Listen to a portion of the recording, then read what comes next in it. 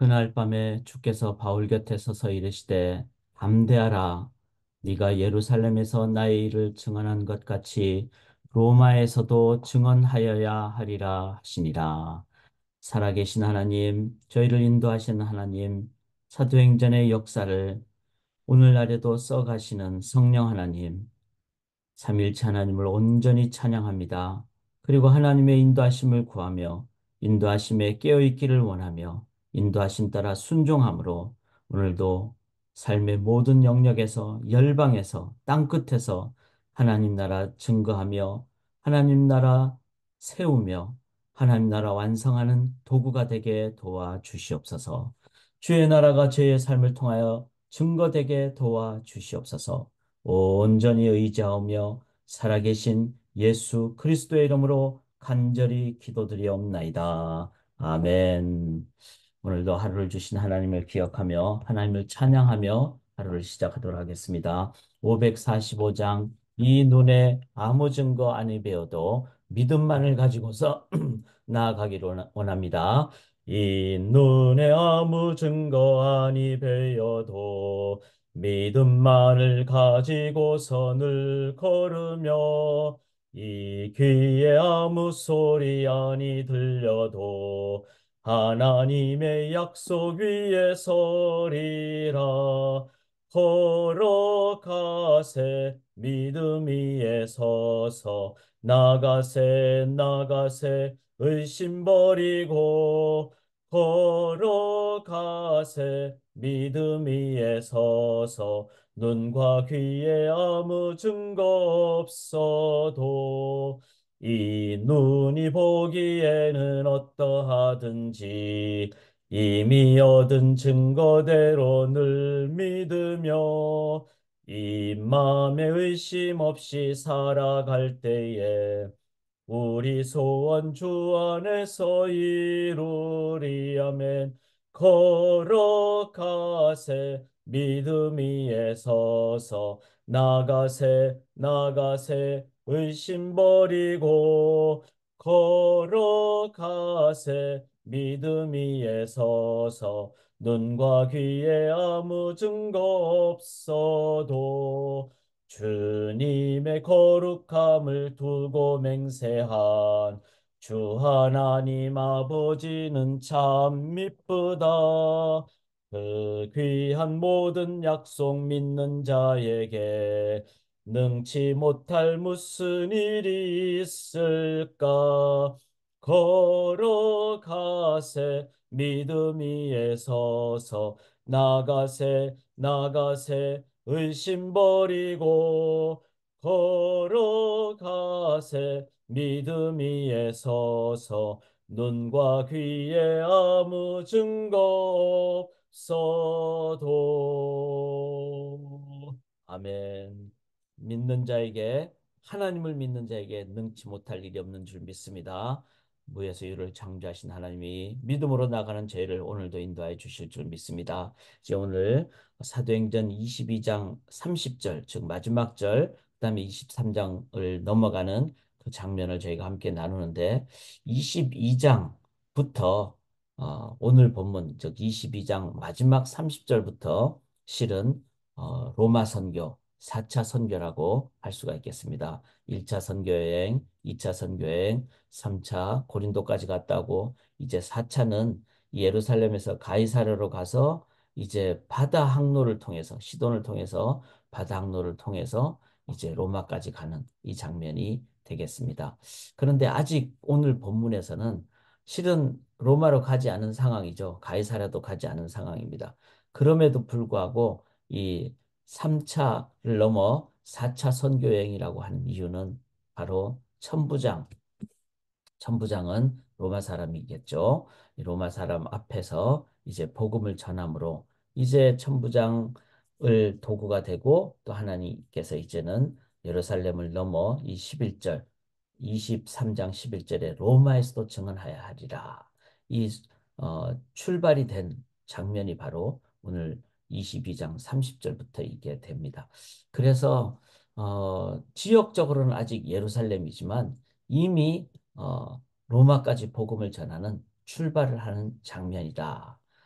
그래서 그런 면에서 우리가 공간적인 것도 중요하지만 우리의 삶에 어떤 내가 내용을 갖고 살아가느냐. 또 하나님은 시간을 앞서 가시죠. 미래도 아시고. 그래서 믿음으로 우리가 나아갈 때 사도 바울은 이미 이 로마 선교를 향한 그 길을 걸어가는 상황이었다. 이걸 생각할 때 참 저는 의미가 있다고 생각을 합니다.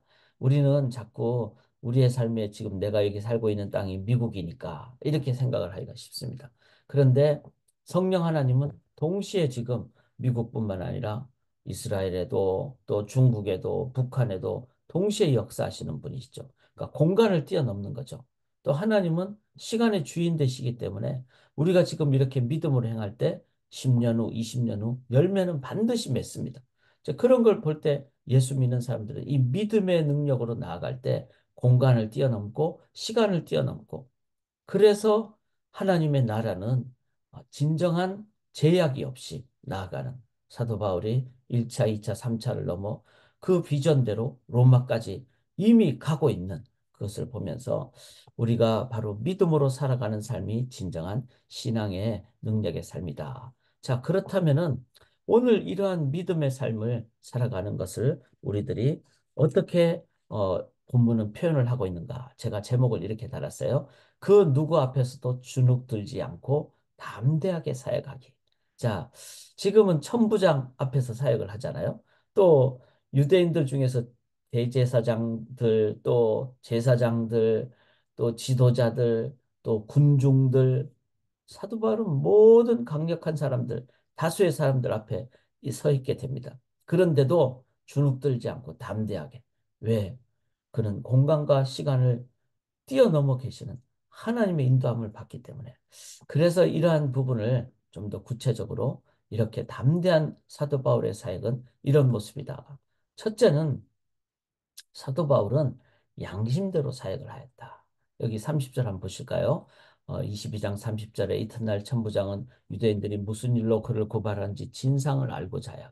자, 이제 천부장 입장에서는 사도 바울은 로마 사람이고 그랬을 때 함부로 하면 안 되는데 또 유대인들은 죽이려고 하고 그래서 진상을 알고자 해요. 이건 뭐죠? 사람들의 어떤 의견만이 중요한 게 아니라 사실을 알고자 해요. 그래서 사실 하나님의 그 인도하심, 살아계심 전부 다 사실에 기초한 것이죠. 즉, 이 사실, 팩트는 우리의 삶에서 가장 중요한 기초입니다. 하나님은 모든 것을 다 알고 계신 하나님. 그래서 그 하나님 앞에 있을 때 우리는 사실 위에 서게 됩니다. 그래서 이제 진상을 알고자 해요. 그러나 사람들은 그 사실을 어떨 때는 가려서 모르기도 하고 그래서 법정에서 재판할 때 제일 중요한 것은 사실이 뭐냐. 그래서 증거가 중요하잖아요. 그 사실 위에 있어야지 올바른 판결을 할 수 있기 때문에. 그래서 그 결박을 풀고 제사장들과 온 공회를 모으고 사람들을 바울을 사람 앞에 세웁니다. 그리고는 바울이 공회를 주목하여 이르되 바울이 이렇게 자기의 입장을 변호를 합니다. 오늘까지 나는 범사에 양심을 따라 섬겼다. 이 양심을 따라 섬겼다는 건 뭐죠? 자신은 양심에 거리끼지 않았다는 겁니다. 그러니까 우리가 중요한 것은 나는 내 마음은 저 사람을 미워했습니다. 나는 이렇게 속였습니다. 이러면 이제 그때부터 이미 잘못한 것이잖아요. 사도 바울은 누구든지에게 있는 이 양심, 이방인이든 유대인이든 그 하나님 주신 기본적인 법, 양심을 따라서 섬겼다. 그렇게 얘기를 합니다. 자, 이 양심이라는 것은 도덕적인 것이 그 속에 들어갈 수도 있고 또 유대인에게는 하나님의 말씀을 따라 살아가는 그것도 있고 이런 부분을 이제 사도 바울은 자신의 그 유대인을 향해서는 나는 율법을 어기지 않았고 또 나는 이방인을 향해서는 양심을 따라 섬겼고 이렇게 표현을 한 겁니다. 자, 이 얘기를 들었을 때 2절에 보면 대제사장 아나니아가 바울 곁에 서 있는 사람들에게 그 입을 치라. 자, 대제사장이 이 양심을 따라 섬겼다는 사도 바울의 얘기를 들었을 때 이제 그 바울은 양심을 따라 그럴 때 제일 마음에 찔린 사람이 누구였는가 하면 이 대제사장 아나니아였다는 겁니다. 아나니아는 대제사장이니까 율법대로 섬겨야 되는 사람이에요. 율법대로는 뭐죠? 하나님을 존중하고 하나님을 섬기고 이게 율법의 가장 기본이죠. 그런데 아나니아는 어떤 사람이었는가 하면은 자기의 지위를 이용해서 로마 그 통치자들에게 소위 말해서 굴복하고 그리고 유대인들에게 막 세금을 많이 걷어가지고 자기가 착복하고 로마에게 바치고 즉 아나니아는 양심 따라 하지 않았다는 거예요. 율법대로도 하지 않았고 자기 양심을 어겼고 물질에 눈이 어두웠고 이게 바로 이 대제사장 아나니아의 입장이었습니다. 그는 유대 사람을 섬긴 것도 아니고 그는 자기의 그 기득권 그리고 자기 혼자 살려고 로마에 아부하고 그렇게 돼서 결국 이 사람은 유대인들이 그걸 다 알고 있었던 것이죠.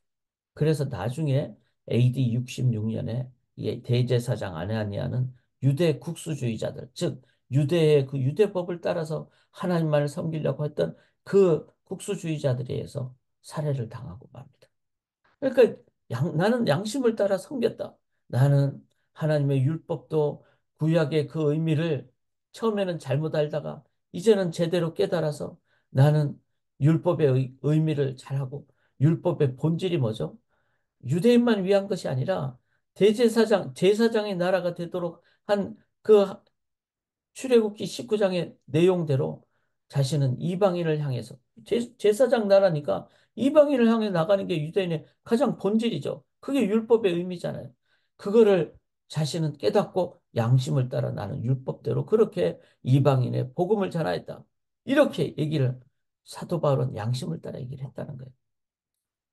그런 상황에서 양심 따라 하지 않았던 아나니아는 그걸 듣고 양심에 찔려서 이제 사도 바울을 죽이라. 이렇게 얘기를 하였다는 겁니다. 자, 여기서 이제 해석상에 좀 우리가 이해를 해야 될 게, 이제 그, 그런 대제사장을 향해서 사도 바울이 그렇게 강하게 얘기를 했는데 과연 사도 바울은 이 대제사장 아나니아가 누군지 알았느냐? 이 부분이 조금 우리가 봐야 되는 점입니다. 사절에 보면 곁에 선 사람들 말할 하나님의 대제사장을 네가 욕하느냐? 그러자 5절에 바울이 이르되 형제들아 나는 그가 대제사장인 줄 알지 못한다.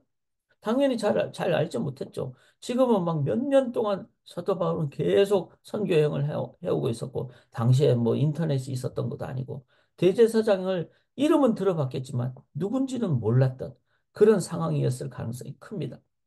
그래서 사도 바울이 그러죠. 내가 뭐 대제사장이 누군지 알았다면 그랬겠습니까? 나는 그냥 뭐 누구 앞에서든지 뭐 대제사장이 누군지 모르지만 대제사장 앞이든지 아니면은 제사장들 앞이든지 뭐 관원들 앞이든지 천부장 앞이든지 나는 양심을 따라 하나님의 그 구약의 원래 의미 따라 본질 따라 나는 그렇게 행했다. 그렇게 얘기를 했다는 거예요.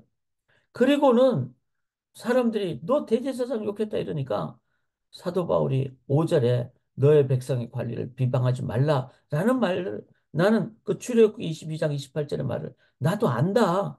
그러니까 내가 그런 관리를 내가 함부로 비방하겠느냐? 나는 비방이 아니라 나는 바른 말, 양심을 따라 진리대로 말을 했다. 즉 바울이 가졌던 진리관대로 양심대로 사역을 했다. 이건 양심에 찔리지 않았다는 거예요.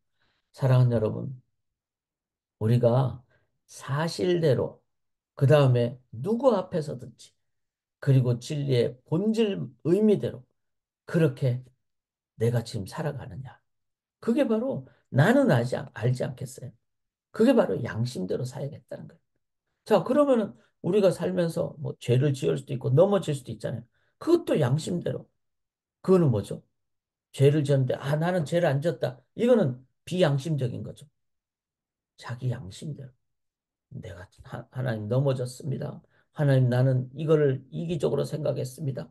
이렇게 회개하고 나아갈 때 그것이 진정한 양심이죠. 그리고 그 회개가 가짜로 한 거냐 진짜로 한 건 자기는 알 거예요. 그게 바로 자기 양심대로 사역하는 그게 진심의 사역이라는 겁니다.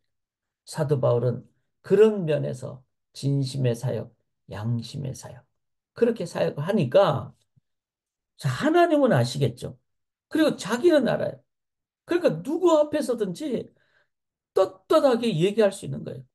나는 하나님 앞에서 하나님이 다 아시는 그 하나님 앞에서는 나는 추후에 마음에 어려움이 없다.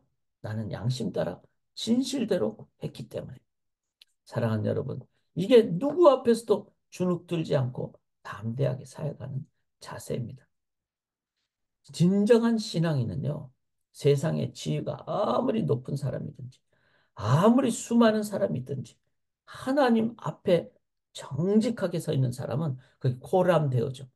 하나님 앞에서. 하나님 앞에 정직하게 서 있는 사람은 그는 하나님 앞에서 말씀 증거하기 때문에 어떤 직분 앞에서도 주눅들지 않고 어떻게 많은 사람들 앞에서도 주눅들지 않습니다. 저는 성정이 참 약한 사람입니다. 그런데 저는 이런 걸 많이 경험을 해요. 제가 하나님 앞에서 회개할 거 회개하고 하나님 앞에서 삶을 돌아보고 그렇게 탁 하고 나아갔을 때 제가 뭐 많은 사람 앞에 증거한 적은 많지는 않지만 뭐 몇천 명 앞에서 증거해 본 적도 있어요. 그렇게 몇천 명 앞에서 전혀 떨리지도 않고 그리고 어떤 직분을 가진 뭐 세상적으로 전혀 떨리지 않아요. 왜냐하면 하나님 앞에서 먼저 섰기 때문에. 자, 두 번째 사도 바울이 주눅들지 않았던 것은 여기 6절에 보면 사두개인과 바리새인들이 그 공의의 이제 두 그룹이었잖아요. 근데 사두개인들은 사독 제사장의 후예들이고 이들은 종교 자유주의자들이에요. 자기들 딱 봤을 때 모세 오경 외에는 자기들은 안 믿겠다. 그리고 그렇게 되다 보니까 죽음 뒤에도 자기들은 모른다. 또 어떤 영적인 것도 자기들은 있다고 생각하지 않는다. 천사들도 없다. 이렇게 생각을 하는 종교 자유주의, 인본주의자들이에요. 근데 바리새인들은 뭐죠? 하나님 안에서는 죽음 위에 부활도 있고 영적인 것도 있고 그래서 그들은 막 금식 기도도 하고 막 이랬잖아요. 그러니까 이 유대 집 안에서도 인본주의자들과 또 근본주의자들이 다툼이 있었던 거예요. 그들은 전부 다 자기 관대로 살았던 거예요. 그러니까 진리관이 서로 다툼이 있었죠. 분쟁이 생겼죠. 근데 사도 바울은 어땠습니까? 자기 주관이 아니라 하나님 말씀대로 진리대로 정언했습니다. 하나님의 말씀 안에는 천사가 없습니까? 천사의 영이 있죠. 천사의 영, 천사가라는 영이 있죠. 그 다음에 죽음 뒤에 부활이 없습니까? 당연히 부활이 있죠. 우리 속에는 영적인 능력이 있죠. 우리 속에는 하나님의 인도하심이 없습니까? 육혼 영을 통한 하나님의 전인적인 인도함이 있죠. 그리고 영원한 삶이 있죠. 인본주의를 뛰어넘는 것이 진리입니다. 그리고 근본주의를 뛰어넘는 것이 진리예요. 근본주의라는 건 뭐죠? 근본주의는 내가 생각하는 것만 맞고 다른 사람들이 말하는 것은 다 틀렸다. 자기 중심적인 관점이 많습니다. 그리고 바리새인들은 근본주의, 내가 주장하는 것이 맞다고만 하니까 그 속에는 자기의 입장만. 그러다 보니까 좁아지는 거예요. 그래서 유대인에게만 좁아지고. 이게 참, 그래서 하나님의 말씀을 말씀대로 보는 것이 너무나 중요합니다. 그렇지 않으면은 자기 입장만. 자, 그렇다고 타협해야 됩니까? 타협하지 못할 영역은 반드시 있죠. 성경이라든지 삼위일체 하나님. 일부분 부분은 반드시 타협하지 않고 하는. 그리고 그 안에서 하나님의 다양한 영역이 있는 것을 우리들이 함께 받는 이 진리대로 나아갈 때 사도 바울은 사두개인을 향해서도 바르게, 바리새인을 향해서도 바르게. 그런데 자기 입장만 하는 비진리의 사두개인이나 바리새인들은 서로 싸우는 거죠. 그래서 이 상황 때문에 사도 바울이 이들에 의해서 죽지 않고 천부장이 이들 때문에 사도 바울이 찢길까 봐서 사도 바울을 피신을 시키죠. 그 다음에 어떻게 합니까? 하나님이 그날 밤에 바울에게 너가 로마에서도 증언하리라. 자, 이미 하나님은 사도 바울을 계획하고 계셨죠. 로마로 이끄시는 것을. 그러나 지금 사도 바울은 아직 예루살렘 감옥 안에 있는 거예요. 그렇지만 하나님은 인도하십니다. 사랑하는 여러분, 우리의 현재 상황은 막 제약되어 있는 상황이 있을 수도 있어요. 성령 하나님 이미 다 계획을 갖고 계십니다. 우리를 우리를 이 땅에서 불러가지 않은 이유는 다 사용하시기 때문입니다. 그렇다면은 우리가 해야 될 것은 뭐죠? 인도하심에 민감하고 인도하심에 순종하는 겁니다. 그리고는 이 순종은 사도 바울로 하여금 로마까지 가겠다는 거예요. 그래서 기대와 담대함으로 기도로 기다림으로 우리의 매일의 삶을 살아가야 됩니다. 사랑하는 여러분, 오늘 사도행 그 선교 여행 4차가 이미 시작됐습니다. 우리의 삶에는 5차, 6차 이미 하나님 안에 계획이 있고 될 줄 믿습니다. 우리는 진리를 붙잡는 나만이 아는 하나님 앞에서만 아는 양심대로 그 다음에 진리의 말씀대로 그 다음에 인도하심의 기대와 기다림과 기도로 순종으로 나아가실 때 귀한 선교 사역이 오늘도 우리에 의해서 이룩될 줄 믿습니다. 살아계신 하나님, 지금 청소년들이 훈련을 받고 있습니다. 성령으로 역사하여 주시고 저희들이 양심과 진리와 인도하심에 민감하고 순종함으로 사도행전의 그 선교 여행이 4차를 넘어 5차를 넘어 6차를 넘어 주님 오실 때까지 계속되게 인도하여 주시옵소서. 믿사오며 감사드리오며 살아계신 예수님 이름으로 간절히 기도드리옵나이다. 아멘.